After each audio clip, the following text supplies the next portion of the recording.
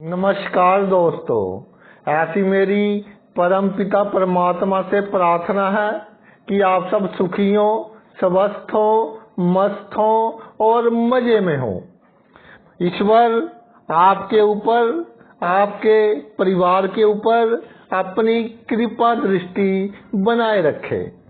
आपकी सेवा में मैं आज एक नए वीडियो के साथ हाजिर हूँ और वीडियो शुरू करने से पहले आपसे विनम्र विनती है कि अगर आपको मेरा ये वीडियो अच्छा लगे तो मेरा चैनल सब्सक्राइब कर देना और मेरा वीडियो लाइक व शेयर कर देना। देखिए, आज हम चर्चा करेंगे राहु के ऊपर। बहुत ही मायावी ग्रह है राहु। तो राहु जातक की कुंडली में कब चमत्कारिक रूप से लाभ देता है, धन देता है, मान सम्मान देता है, उसकी इच्छाएं पूरी करता है, इस पर आज हम चर्चा करेंगे। लेकिन उससे पहले ये बात समझ लें कि भाई जो राहु है वो एक मायावी ग्रह है, यानी कि राहु का पार पाना बहुत मुश्किल है। जब राहु ने किसी का नुकसान करना होता है तो पहले उसका लाभ करता है, उसे शक्तियां देता है ताकि उसमें अहंकार आए, उसके बाद उसका नुकसान करता है। जैसे बकरे की बलि देने से पहले उसे बहुत खिलाया पिलाया जाता है, उसकी बहुत सेवा की जाती है, उसी तरह राहु का काम है। अब ये बात समझने वाली है कि राहु का प्रभाव जब भी जीवन पर पड़ेगा, गोचर में हो, आपकी दशा अंतर दशा में हो, वर्षफल में हो, कहीं भी हो, तो बंदा है जो जातक है उसके मन में एक डर की भावना रहेगी। उसका कारण ये है कि वो जाने अनजाने गलत कार्य कर लेगा जिससे उसको लाभ तो होगा, लालच के कारण कह लो या आप कह लो कि परिस्थितियां ऐसी बन जाती हैं कि जातक गलत काम, इलीगल काम, गैर कानूनी काम कर बैठता है। उसके अलावा राहु दलेरी बहुत देता है, साहस बहुत देता है और जातक को खुद नहीं मालूम होता कि उसने कब क्या निर्णय लेना है। और अगली बात, राहु जो है वो दिमाग में एक धुआं पैदा करता है, सोचने की जो शक्ति है उसमें धुआं पैदा करता है। यानी हर बंदे को शक की नजर से देखना, वहम भर जाते हैं जीवन में, इस तरह के कार्य करता है।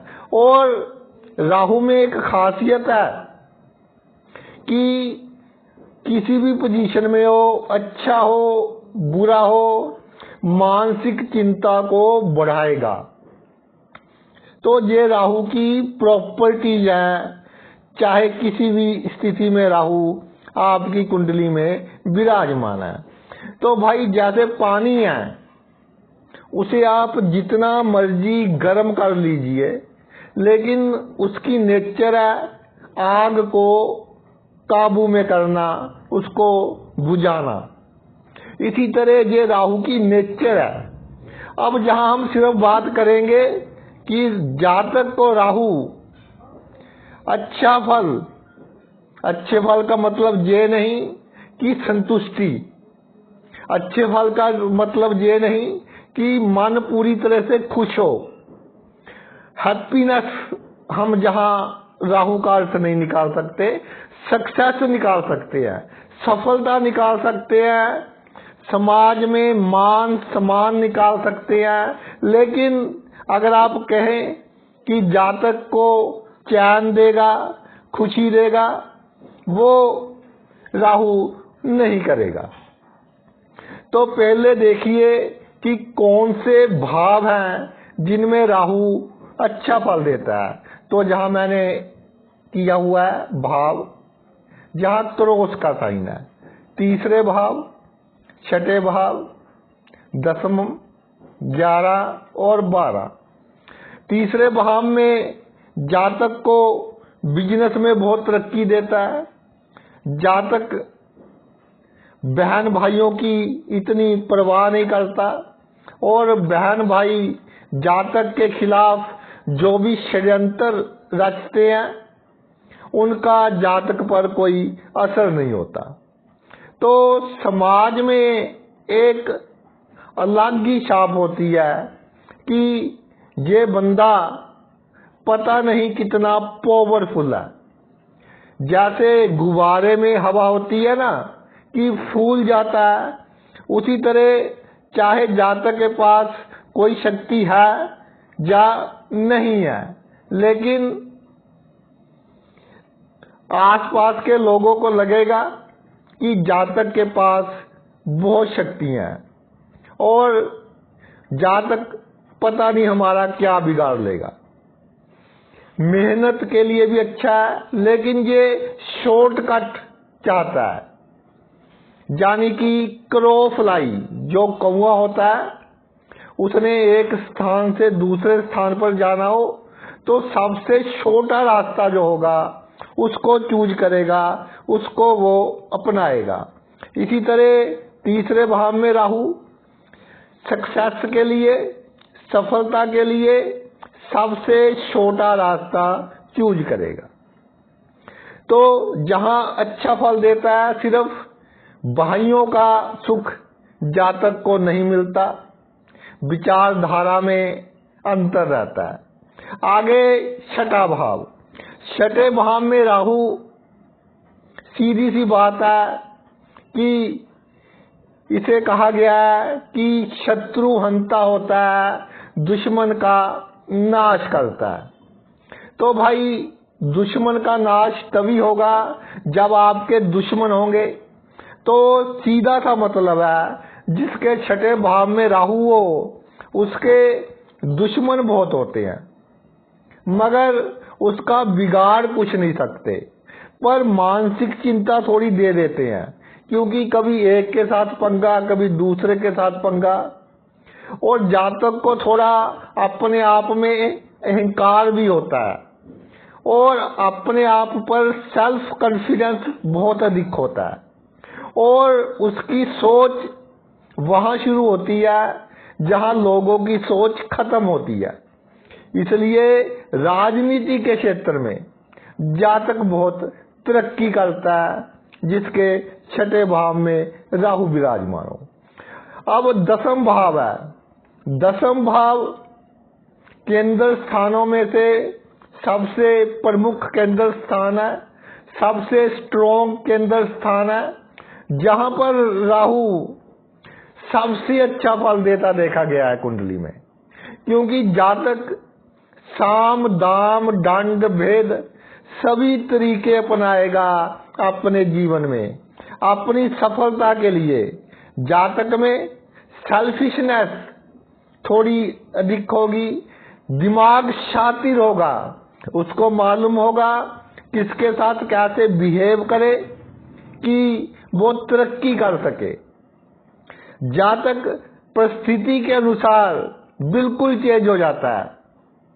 दूसरे देखते ही रह जाते हैं कि कल तो इतने गुस्से में था, आज उसके पैर पकड़ रहा है।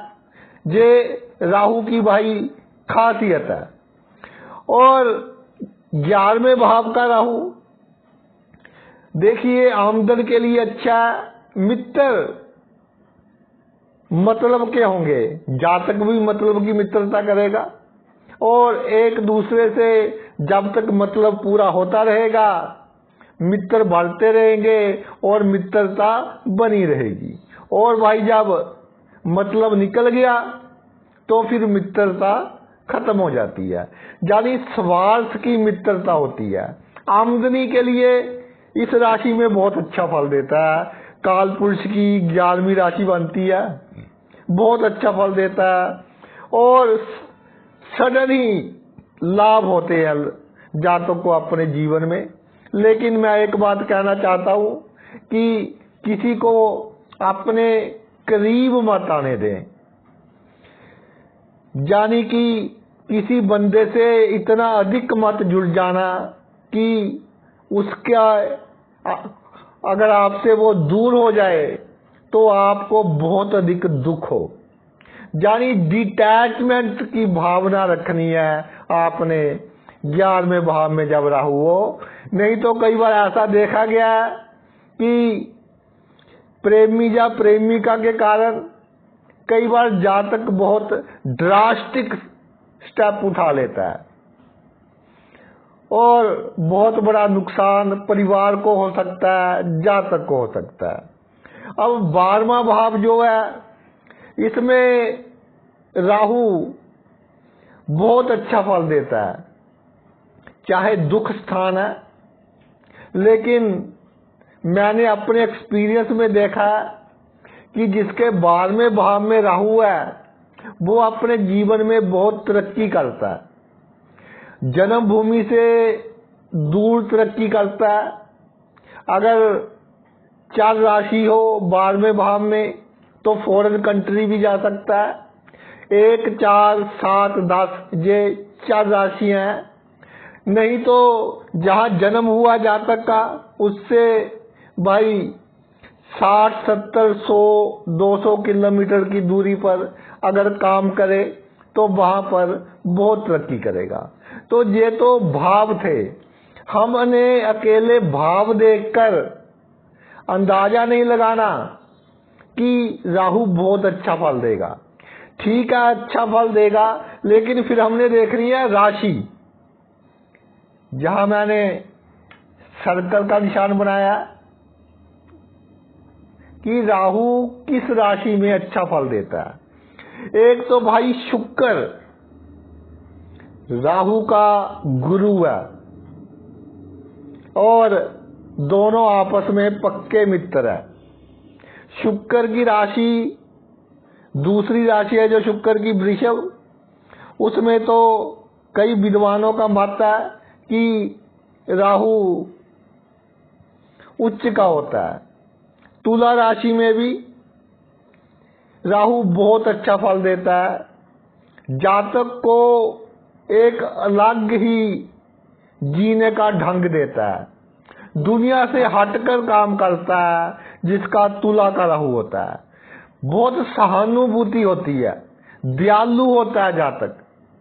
ठीक है, कई बार लोगों के साथ उंगली टेढ़ी भी करनी पड़ेगी, करता भी है क्योंकि शुक्र है, सभी नीतियां जानता है, लेकिन गरीब के साथ, मित्र के साथ, शरीफ के साथ कभी कोई गलत कार्य नहीं करेगा।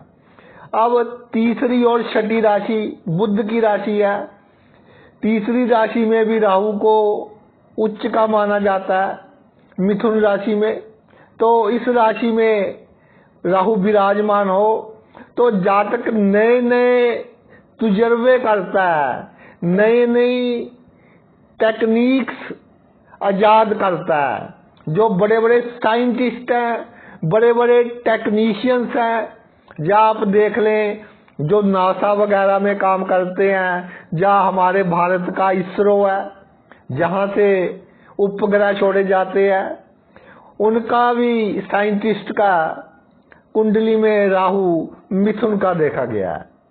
तो मिथुन का राहु आपको एक क्रिएटिव दिमाग देगा, नए नए आइडियाज निकालने वाला दिमाग देगा।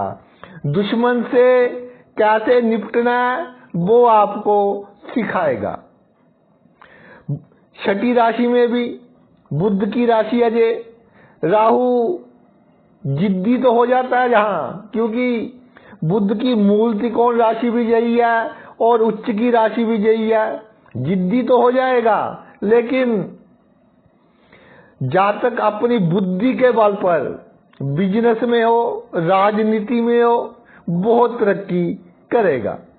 इसके अलावा भाई जो राशि है राहु की जिसमें अच्छा फल देता है वो शनि की रह गई 10वीं राशि है जो मकर, और 11वीं राशि है मकर और कुंभ में राहु बहुत अच्छा फल देता है।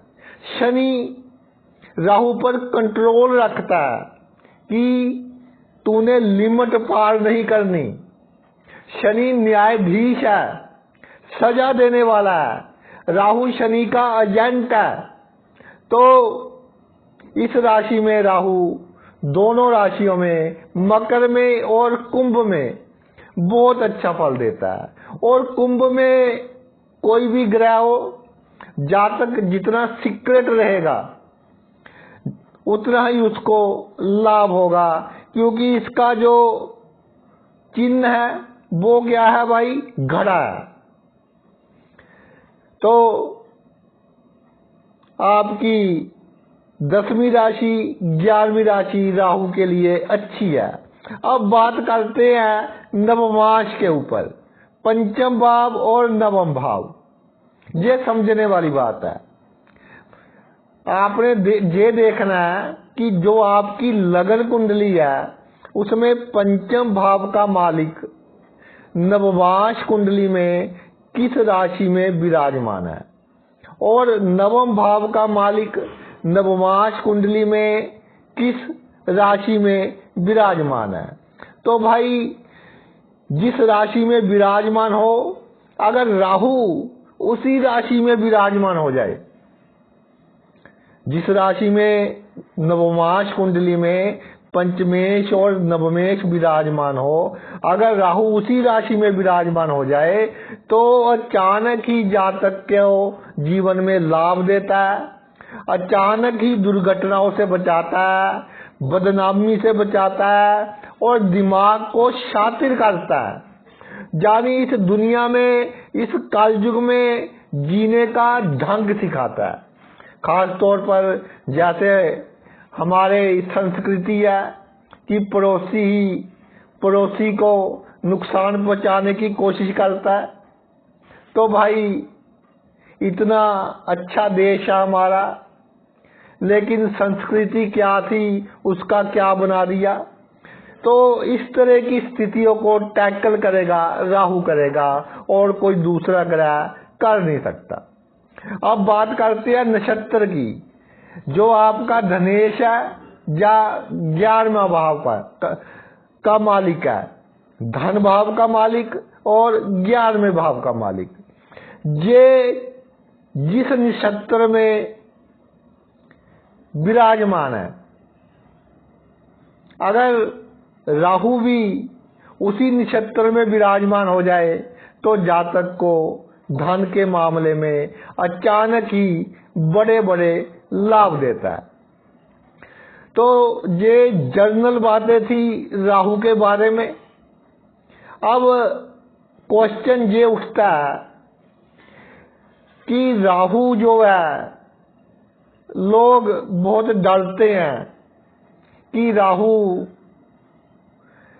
हमारे जीवन में बहुत उथल पुथल करेगा, और फिर हम देखेंगे कि उथल पुथल कितनी करेगा।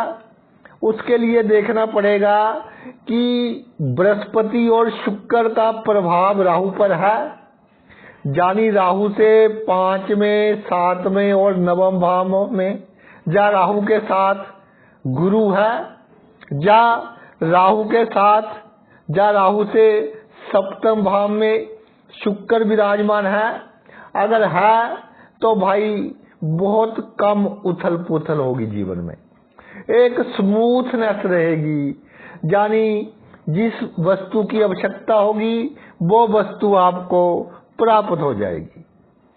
तो दृष्टि संबंध और ज्योति संबंध ये भी देखने पड़ते हैं जब हम राहु के बारे में कोई फलादेश करते हैं।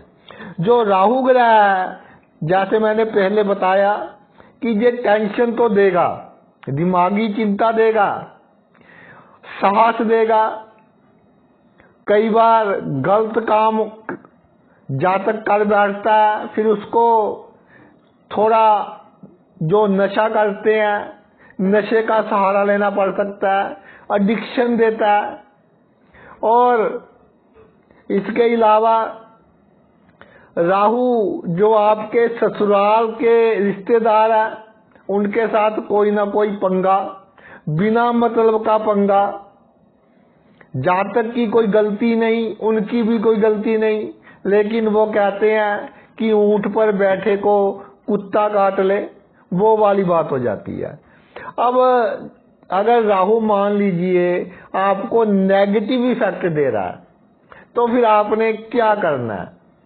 देखिए, बिल्कुल क्लियर कहा है, विद्वानों ने भी, शास्त्रों में भी लिखा है कि पहला सुख निरोगी काया, दूसरा सुख जेब में माया। तो जेब में माया दूसरा सुख है, पहला सुख है आपकी काया निरोगी होनी चाहिए। राहु का प्रभाव आने से पहले ही आप एक्सरसाइज वगैरह करनी शुरू कीजिए और अपना शरीर फिट रखिए, सैर कीजिए। इसके अलावा मेडिटेशन कर सकते हैं, बहुत अच्छी बात है। और अगर फिर भी टेंशन आपके काबू में नहीं आ रही, तो शनिवार शाम के समय बहते पानी में नारियल को जल प्रवाह करें, लेकिन पानी से दूर खड़े होकर ये कार्य आपने करना है। और जब राहु अशुभ प्रभाव दे रहा होगा, उसकी एक खास निशानी होगी कि आपके घर में जो सामान है वो बिखरा रहेगा, यानी बच्चे भी जहां पढ़ रहे हैं वहां अपनी कॉपी किताबें छोड़ देंगे, आप भी जहां कोई वस्तु पड़ी है तो पड़ी है, छत पर पड़ी है तो पड़ी है। साफ सफाई का ध्यान रखें, जितना साफ सफाई का आप ध्यान रखोगे उतना राहु आपको अच्छा फल देगा। छत बिल्कुल साफ रखें, क्लीन रखें। और एक बात और है कि जो राहु है वो कहते हैं कि अचानक ही जीवन में घटनाएं करवाता है। दो कारण हो सकते हैं नुकसान उठाने के, या तो आप डर गए या आप उत्साह में आ गए। तो जब राहु की दशा या राहु का प्रभाव चल रहा हो आपके जीवन में, तो भाई ना ही डरना है, ना ही सोचना है, ना ही अधिक साहस दिखाना है, तो आपके लिए बहुत अच्छा होगा। और एक चांदी का हाथी आप अपने घर में रख ले, छोटा बनवा ले चाहें, लेकिन सॉलिड हो, तो राहु का अच्छा प्रभाव मिलेगा। इसके अलावा राहु के लिए आप कोई भी हथियार, सिंपली छोटा सा कोई चाकू वगैरह लोहे का, वो शनिवार को दान कर दें, वो भी आपके लिए बहुत अच्छा रहेगा, चिंता में कमी करेगा। और राहु का जब प्रभाव हो आप पर, तो आपने दो बातें दिमाग में रखनी है, ये आपको अपनी दिनचर्या में शामिल करना है। सुबह की सैर, शाम को ध्यान, चाहे 5-5 मिनट करें, तो आधा राहु का शुभ प्रभाव तो भाई वहीं पर खत्म हो जाता है। दूसरा, राहु अंधेरा है, धुआं है, माया है, मोह है। तो ये जो काम, क्रोध, लोभ, मोह, अहंकार, इसको जितना कम करेंगे, क्योंकि राहु आपको नुकसान पहुंचाने से पहले एक बार बहुत बड़ी शक्तियां देगा, तो जितना आप काम, क्रोध, लोभ, मोह, अहंकार को अपने जीवन में से निकालेंगे, अपनी शक्तियों का उतना ही कम दुरुपयोग करोगे और लोगों का अच्छा ही करोगे तो आप बहुत तरक्की करोगे अपने जीवन में।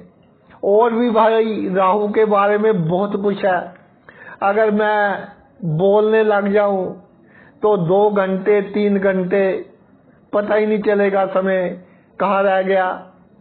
तो ये कुछ सबसे आवश्यक बातें थी राहु के बारे में जो मैंने आपके साथ शेयर की। आपने अपना इतना कीमती समय निकालकर मेरा ये वीडियो देखा, मैं तहे दिल से आपका आभारी हूँ। और इसी के साथ मैं अपनी वाणी को विराम देता हूँ। Thanks a lot.